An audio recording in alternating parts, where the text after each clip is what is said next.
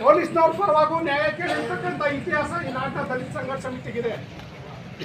ಆದರೆ ನಮ್ಮ ನರಸೀಪುರದ ಠಾಣೆಯಲ್ಲಿ ಆವರಿಸ್ಕೊಂಡಿರ್ತಕ್ಕಂಥ ಸರ್ವಾಧಿಕಾರಿ ಮನಸ್ಥಿತಿ ಇರ್ತಕ್ಕಂಥ ಇನ್ಸ್ಪೆಕ್ಟರ್ ಧನಂಜಯ ಅವರು ಇಂತಹ ದಲಿತ ಚಳವಳಿ ದಲಿತ ಸಮುದಾಯವನ್ನೇ ಎತ್ಕಟ್ಟಿ ಇಬ್ಬಗೆಯ ದಲಿತ ಸಮುದಾಯವನ್ನು ಹೊಡಿತಕ್ಕಂಥ ಒಂದು ಕೃತ್ಯಕ್ಕೆ ಕೈ ಹಾಕಿದರೋ ಅವನ ಈ ಮನಸ್ಥಿತಿಯನ್ನು ನಾವು ಇವತ್ತು ತೀವ್ರವಾಗಿ ಖಂಡಿಸಬೇಕಾಗಿದೆ. ಇವತ್ತು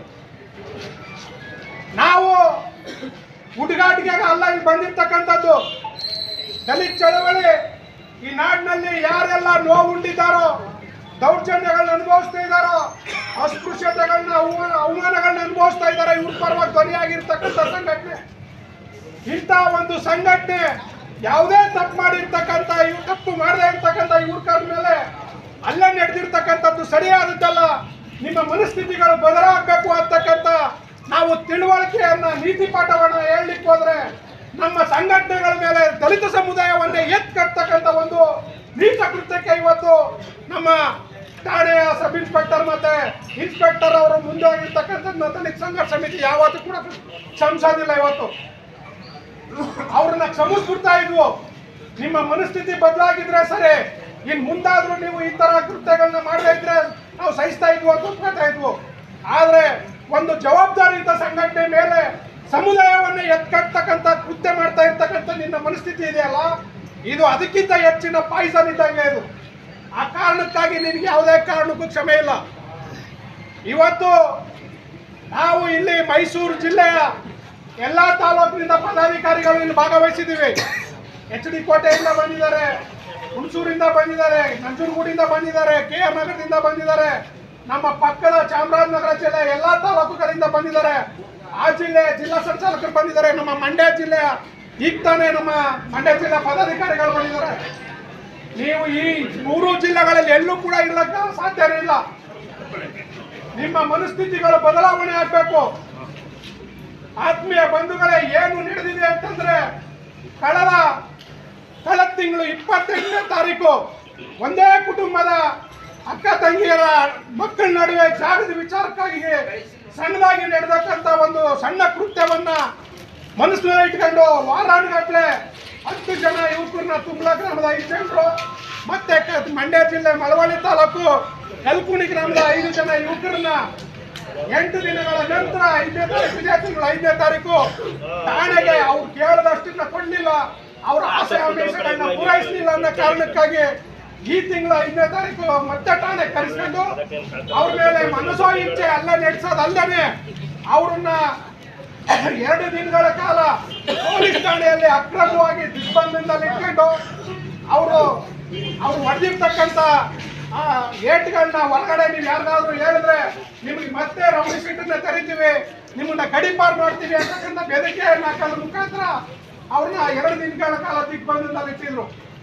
ಈಗ ಎಲ್ಲ ನೊಂದ ಯುವಕರುಗಳು ಕಳೆದ 6ನೇ ತಾರೀಕು ಹೊರಗಡೆ ಬಂದ ನಂತರ ಟಿ ನರಸೀಪುರ ಸರ್ಕಾರಿ ಸಾರ್ವಜನಿಕ ಆಸ್ಪತ್ರೆಯಲ್ಲಿ ಪ್ರಾಥಮಿಕ ಚಿಕಿತ್ಸೆಯನ್ನು ಪಡೆದು ಏನು ಹಲ್ಲೆ ನಡೆಸಿದಂತ ಪೊಲೀಸ್ ಸಿಬ್ಬಂದಿಗಳ ಮೇಲೆ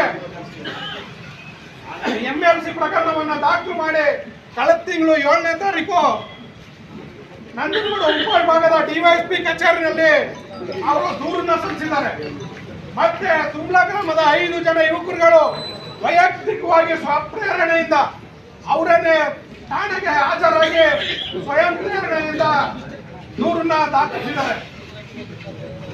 ಮತ್ತೆ ವೈಯಕ್ತಿಕ ಹೇಳಿಕೆಗಳನ್ನು ಕೂಡ ನೀಡಿದ್ದಾರೆ. ಇವತ್ತು ತಾರೀಕು 25 ಆಗ್ತಾ ಇದೆ, ಅಂದ್ರೆ 20 ದಿನಗಳಾಯ್ತು.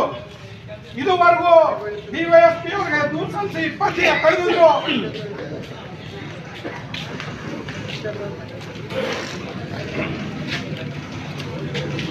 DYSP ಅವ್ರನ್ನ ಕೇಳಿದ್ರೆ SP ಅವ್ರಿಗೆ ವರದಿ ಸಲ್ಲಿಸಿದ್ವಿ, SP ಅವ್ರು ಕ್ರಮ ತಗೋತಾರೆ ಅಂತ ಹೇಳ್ತಾರೆ.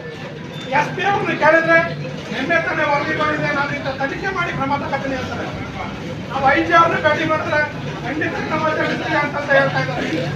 ಈಗ ಕಳೆದ 20 ದಿನದಿಂದ ದಿನ ಮೇಸವನ್ನ ಎಣಿಸ್ತಾ ಕಾಲಹರಣವನ್ನ ಮಾಡ್ತಾ ಇದ್ದಾರೆ.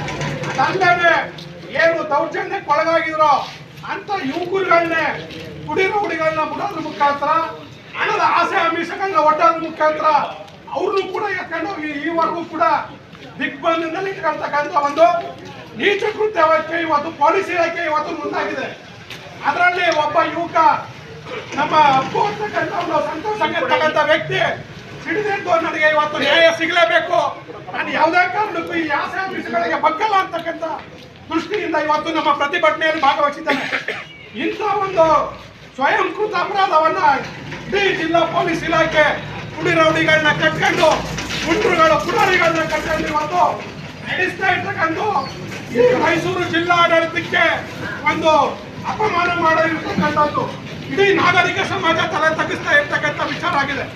ಹಾಗಾಗಿ ಕೂಡಲೇ ಏನು ಇನ್ನೊಂದು ಠಾಣೆಯ sub inspector Jagadish Tulasatti, inspector Dhananjaya ಮತ್ತೆ ಸಿಬ್ಬಂದಿಗಳ ಮೇಲೆ ಕಠಿಣವಾದಂತ ಕಾನೂನು ಕ್ರಮವನ್ನು ಜರುಗಿಸಿ ಅವ್ರ ಮೇಲೆ ಶಿಕ್ಷೆಯನ್ನು ವಿಧಿಸಿ, ಏನು ಈಗಾಗಲೇ ಕಳೆದ 5ನೇ ತಾರೀಕು ಯಾವ ಗಲಾಟೆನು ತುಮಲಾ ಗ್ರಾಮದಲ್ಲಿ ಯಾವ ಗಲಾಟೆನೂ ಆಗ್ತಾ ಇದ್ರು 5ನೇ ತಾರೀಕು ಗುಂಪು ಅಂತಕ್ಕಂಥ ಚಿಂತನೆಯಿಂದ ಅವರು ಸುಳ್ಳು ಪ್ರಕರಣವನ್ನ ದಾಖಲು ಮಾಡಿದಾರೋ ಆ ಒಂದು ಸುಳ್ಳು ಪ್ರಕರಣವನ್ನ ಸರ್ಕಾರ ಕೂಡಲೇ ವಜಾ ಮಾಡಬೇಕು.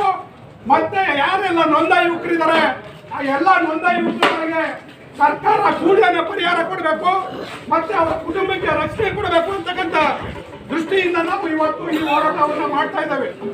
ಸರ್ಕಾರ ಮತ್ತೆ ಜಿಲ್ಲಾಡಳಿತ ಯಾವುದು ಈ ವಿಚಾರದಲ್ಲಿ ಮೀನಾಮೇಷ ಎಣಿಸಿದ್ದೆ ಆದ್ರೆ, ಗಂಭೀರವಾದ ಕ್ರಮ ತಗೊಳ್ಳಿಕ್ಕೆ ವಿಫಲ ಆಗಿದ್ದೆ ಆದ್ರೆ ನಾವು ಏನು ಇವತ್ತು ಸರ್ಕಾರದ ಗಮನ ಸೆಳೆಯಲಿಕ್ಕೆ ನಡೆಸ್ತಾ ಇರ್ತಕ್ಕಂಥ ಈ ಹೋರಾಟವನ್ನ ಮತ್ತೆ ನಾವು ಜಿಲ್ಲಾ ಮಟ್ಟಕ್ಕೆ ವಿಸ್ತರಿಸ್ತೇವೆ.